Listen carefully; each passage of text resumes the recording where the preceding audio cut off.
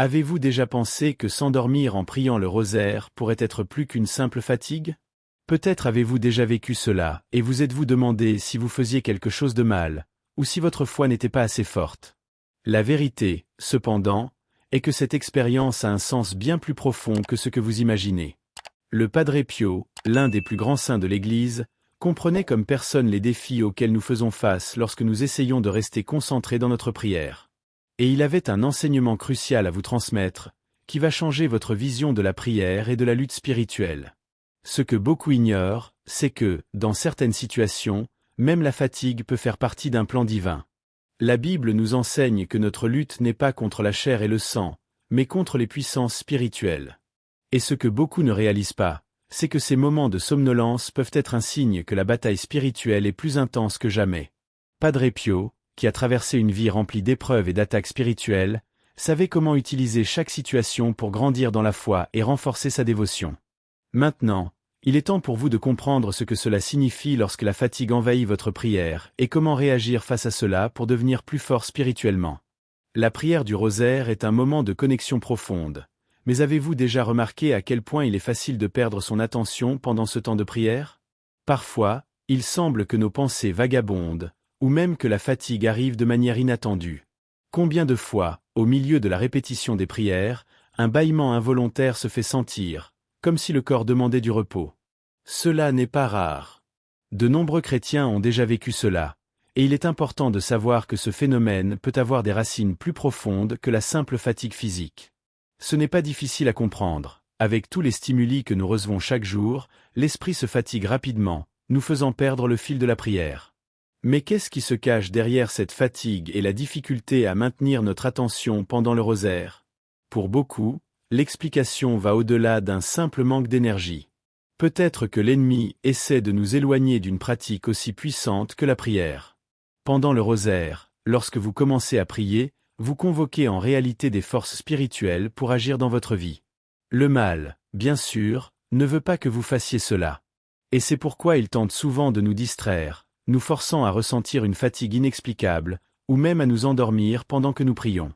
Ce que vous ressentez est réel, mais c'est aussi une occasion de réaliser que votre prière a du pouvoir, et que c'est précisément quand nous nous sentons faibles que nous devons nous concentrer davantage. Et qui n'a jamais posé la question: est-ce que la somnolence pendant la prière est un signe que je fais quelque chose de mal? Il se peut que la fatigue soit simplement une conséquence naturelle de la routine, ou une tentative de l'esprit maléfique de nous faire dévier de notre chemin. La bonne nouvelle, comme nous l'enseigne Padre Pio, est que nous devons persévérer. Même lorsque le corps est fatigué et que les yeux commencent à se fermer, nous devons continuer. La prière, d'ailleurs, peut être une manière de se reposer dans le Seigneur. Et si vous sentez vraiment qu'il y a quelque chose de spirituel derrière cette fatigue, le savoir vous aide déjà à renforcer votre foi, car vous commencez à percevoir la lutte invisible qui se joue autour de vous. Le rosaire est bien plus qu'une répétition de mots. C'est une véritable arme spirituelle qui, lorsqu'elle est utilisée avec foi et dévotion, peut apporter des victoires spirituelles incalculables. Lorsque Padre Pio parlait du pouvoir du rosaire, il faisait référence à quelque chose qui allait au-delà d'un simple exercice de prière.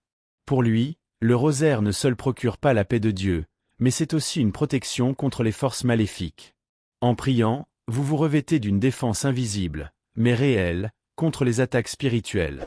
Le pouvoir de chaque « Je vous salue Marie » et Notre Père n'est pas simplement une formule, mais une déclaration de foi et de protection.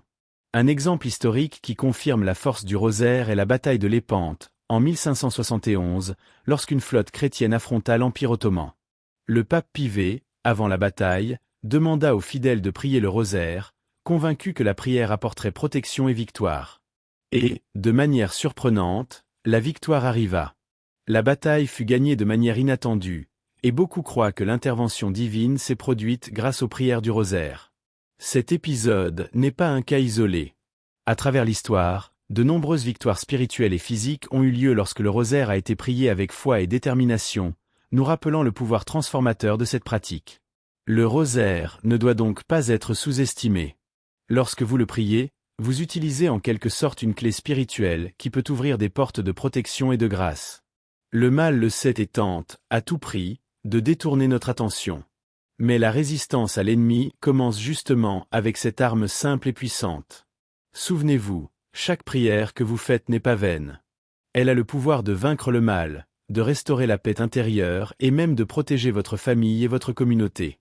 Et cela, seule la véritable foi peut le débloquer. Padre Pio, avec sa profonde spiritualité, comprenait les défis que nous rencontrons lorsque nous essayons de maintenir notre concentration pendant la prière.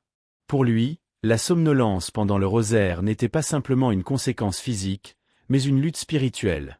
Il croyait qu'il y avait 3 raisons principales à cette fatigue qui nous prend au dépourvu. La première, bien sûr, est la fatigue naturelle que nous ressentons après une journée épuisante. La routine agitée, les engagements et les courses peuvent épuiser le corps, faisant en sorte que, au moment de la prière, nous soyons envahis par le désir de nous reposer. Mais Padre Pio nous rappelait que c'est une occasion de remettre notre corps et notre esprit entre les mains de Dieu, même lorsque nous sommes fatigués. Cependant, toute somnolence ne peut être attribuée uniquement à la fatigue physique. Padre Pio enseignait qu'il arrivait parfois que l'ennemi tente de nous détourner de la prière, surtout lorsque celle-ci est puissante et efficace. Cette fatigue inexplicable peut en réalité être une attaque spirituelle. Lorsque nous essayons de prier de tout notre cœur, le mal perçoit notre intention et tente de nous distraire, en plaçant un poids sur nos yeux et notre esprit, nous faisant vouloir abandonner. La solution ? Persévérer. Ne pas laisser l'ennemi gagner simplement parce que notre corps est fatigué. Rappelez-vous, la prière est une bataille spirituelle, et chaque parole que vous prononcez est un bouclier contre les attaques. Enfin, Padre Pio nous enseignait que, dans certaines situations, Dieu permet à la fatigue de nous envahir pour protéger notre âme de véritables attaques spirituelles. Dans des moments de grande bataille spirituelle, Dieu peut permettre que vous ressentiez un repos temporaire afin de préserver votre force intérieure. Même lorsque le corps est faible, l'âme peut être renforcée. C'est pourquoi, si vous ressentez de la somnolence pendant la prière, ne désespérez pas. Plutôt que de la voir comme un obstacle, considérez-la comme une invitation à faire confiance à Dieu, à persévérer dans la prière et à vous rappeler qu'il veille sur vous, même dans les moments de repos. Restez ferme dans la prière, même lorsque la fatigue s'installe ou que les distractions semblent incontrôlables, est l'un des plus grands défis de la vie spirituelle. Padre Pio, qui a affronté d'innombrables difficultés et batailles spirituelles, insistait toujours sur l'importance de la persévérance. La prière n'est pas quelque chose que nous devons faire seulement lorsque nous sommes motivés ou lorsque les circonstances sont favorables. Non, elle doit être une pratique constante, une routine qui persiste indépendamment des difficultés. Lorsque la fatigue ou les distractions surgissent, beaucoup peuvent penser à abandonner. Pourtant, Padre Pio nous enseignait que c'est précisément dans ces moments que nous devons continuer, non seulement pour surmonter le mal, mais aussi pour renforcer notre propre âme. Si vous vous êtes déjà retrouvé à prier, à un moment donné, votre esprit commence à vagabonder, sachez que vous n'êtes pas seul. Nous faisons tous face à ces moments de faiblesse. Padre Pio suggérait quelques stratégies pour continuer, même lorsque les distractions et la fatigue nous attaquent. Changer de position peut être une méthode simple mais efficace pour retrouver notre concentration.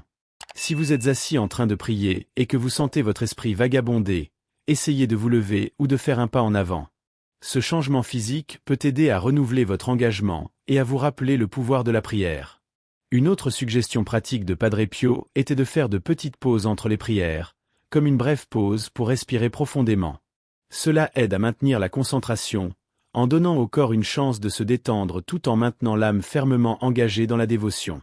Cependant, la plus grande clé que Padre Pio nous laisse est que la persévérance dans la prière est en soi une bataille. Peu importe à quel point la prière devient difficile, l'important est de ne pas abandonner. Même lorsque la fatigue semble insupportable, c'est dans ces moments que vous êtes le plus proche d'une grande victoire spirituelle. Chaque prière faite avec persévérance a une valeur éternelle. Rappelez-vous, comme l'enseigne la Bible, la prière fervente du juste peut beaucoup dans ses effets. Si vous persévérez, même lorsque votre chair veut se reposer, vous accomplirez la volonté de Dieu et renforcerez votre foi d'une manière que vous ne percevez pas toujours immédiatement. Dans le domaine de la spiritualité, les mots ont un pouvoir immense, surtout lorsqu'ils sont alignés avec la vérité de Dieu. Padre Pio le savait, et c'est pourquoi il enseignait aux fidèles à utiliser des mots de pouvoir pour éloigner les attaques spirituelles. L'une des phrases qu'il utilisait le plus pour combattre le mal était « Que Jésus vive pour toujours, que Marie vive pour toujours ». Ces mots, simples et remplis de foi, portent une force surnaturelle. Ils ne sont pas seulement des mots prononcés au hasard, ce sont des déclarations de foi qui résonnent dans les dimensions spirituelles, éloignant toute influence négative. Lorsque vous récitez ces mots, vous ne demandez pas seulement protection, mais vous affirmez également la souveraineté de Jésus et la protection de Marie sur votre vie. De plus, Padre Pio avait un témoignage puissant sur sa propre expérience avec les attaques spirituelles. À une occasion, il fut attaqué directement par le démon, mais il resta ferme dans sa foi et utilisa des mots de pouvoir pour repousser le mal. Lorsque le démon s'approcha, cherchant à l'affaiblir et à l'éloigner de la prière, Padre Pio répondit avec une fermeté impressionnante en prononçant ces mots puissants: « Que Jésus vive pour toujours, que Marie vive pour toujours. » Et, comme par miracle, l'attaque cessa. Le mal fut repoussé, et la paix revint dans son cœur. Cet exemple de courage spirituel montre comment la foi alliée à des mots de pouvoir peut vaincre même les attaques les plus intenses de l'ennemi. C'est pourquoi, face aux moments difficiles, lorsque vous sentez que le mal essaie de prendre le contrôle de votre esprit ou de votre environnement, répétez ces mots de pouvoir avec foi. Ne sous-estimez pas l'impact des mots que vous prononcez. Si vous vous sentez faible ou découragé, invoquez la protection divine. Rappelez-vous qu'en utilisant des mots de pouvoir, vous vous alignez avec le pouvoir même de Dieu, et cela peut transformer n'importe quelle situation. Ces mots ne sont pas seulement une manière d'éloigner le mal, mais aussi de réaffirmer votre confiance en Dieu et en sa présence constante dans votre vie. Padre Pio rappelait toujours aux fidèles que la prière n'est pas seulement un moment de paix intérieure, mais aussi une véritable bataille spirituelle. Le rosaire, en particulier, est une arme puissante contre les forces du mal, mais pour l'utiliser efficacement, il est nécessaire de comprendre que la prière est, en effet, un champ de bataille. À chaque mot prononcé, à chaque mystère médité, vous vous unissez à l'armée céleste, luttant contre les forces invisibles qui tentent de nous éloigner du chemin de Dieu. L'ennemi connaît la force de la prière, surtout du rosaire, et c'est pour cela qu'il essaie, par tous les moyens, de perturber ce moment de connexion avec Dieu. Le mal reconnaît le pouvoir destructeur de la prière et fait tout pour l'interrompre. Les distractions sont une tactique courante. La fatigue inexplicable, les pensées errantes et l'anxiété peuvent surgir de nulle part dès que vous commencez à prier. Cela se produit parce que l'ennemi essaie d'empêcher que vous utilisiez la prière comme une arme contre lui. Padre Pio, face à tant de difficultés spirituelles, nous enseignait à ne pas abandonner, à continuer de prier même lorsque tout autour de nous semble nous éloigner de la prière. Il savait que la véritable victoire spirituelle vient lorsque nous résistons, lorsque nous restons fermes dans la prière, quels que soient les obstacles. Il est donc crucial que vous considériez chaque moment de prière comme une opportunité de résistance. Lorsque vous sentez que le mal essaie de détourner votre attention, rappelez-vous que chaque prière faite avec foi est une victoire, même si nous ne voyons pas de résultat immédiat. Ne sous-estimez pas le pouvoir d'une prière prononcée avec un cœur sincère. Tout comme le mal tente de nous attaquer, nous avons également une source infinie de force à travers la prière. C'est pourquoi le rosaire, dans sa simplicité, est un outil essentiel dans cette bataille spirituelle. Si vous apprenez à l'utiliser correctement, avec dévotion et persévérance, il sera votre bouclier et votre épée. Souvent, les défis quotidiens semblent nous éloigner de notre pratique dévotionnelle. Les problèmes financiers, les difficultés familiales, les crises émotionnelles, tout cela peut nous faire sentir que la prière n'est pas une priorité. Mais comme Padre Pio le savait si bien, c'est justement dans ces moments de difficulté que la prière devient encore plus essentielle. Lorsque les obstacles de la vie quotidienne semblent écraser notre paix, la prière est la clé pour surmonter ces défis. Elle ne nous connecte pas seulement à Dieu, mais elle nous donne aussi la force d'affronter les adversités avec une nouvelle perspective. Si vous traversez une période difficile, sachez que la prière peut être la lumière qui éclaire votre chemin. Selon le christianisme, la prière n'est pas simplement une demande d'aide, mais une manière de renforcer l'esprit. Dans les moments de difficulté, lorsque tout semble perdu, c'est la prière qui nous donne de la résistance.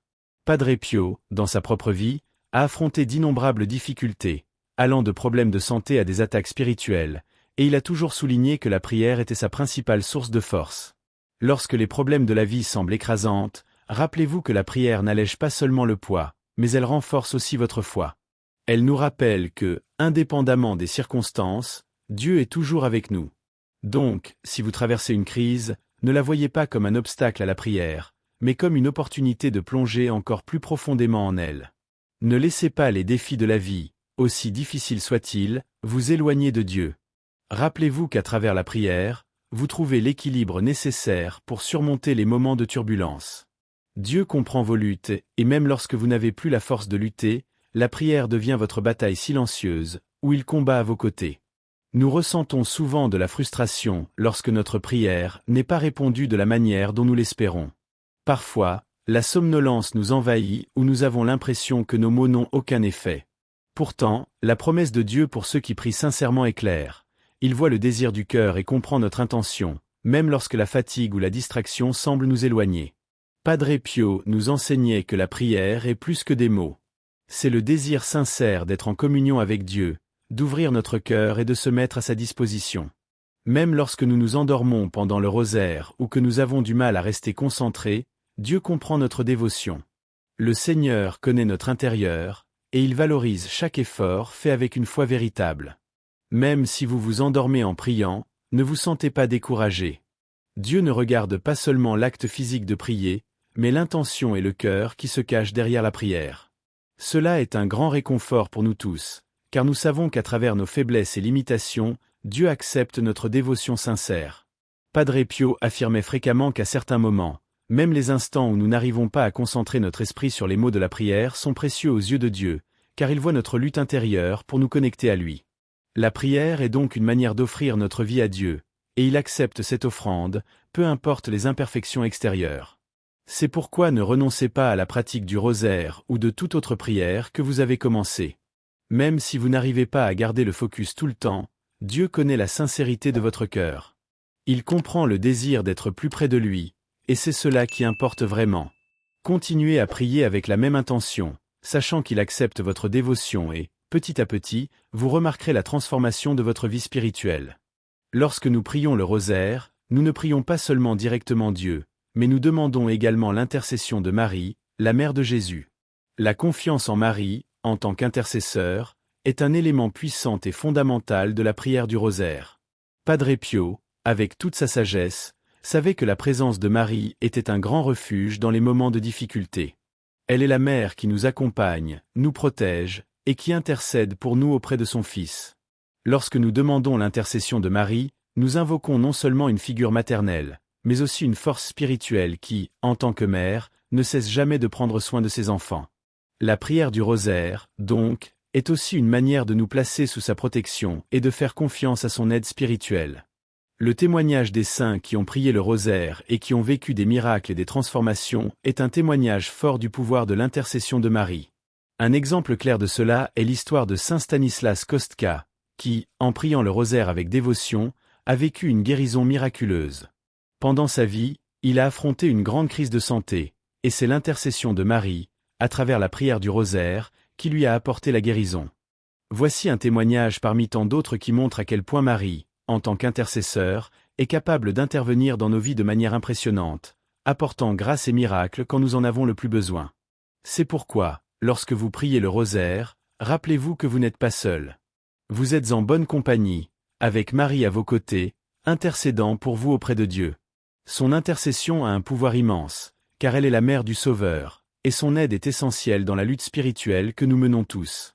Avoir confiance en Marie, surtout dans les moments de difficulté ou de doute, est l'une des manières les plus puissantes de renforcer notre foi et de solidifier notre spiritualité. Lorsque vous l'invoquez, vous ne demandez pas simplement de l'aide, mais vous reconnaissez aussi son autorité divine et sa protection dans votre cheminement spirituel. Maintenant que vous comprenez le pouvoir de la prière du rosaire et comment elle peut devenir une arme spirituelle dans votre vie, il est temps de mettre en pratique tout ce que vous avez appris. Je vous invite à partager votre expérience dans les commentaires ci-dessous. Comment le rosaire a-t-il impacté votre vie? Quel miracle avez-vous vécu en priant avec foi?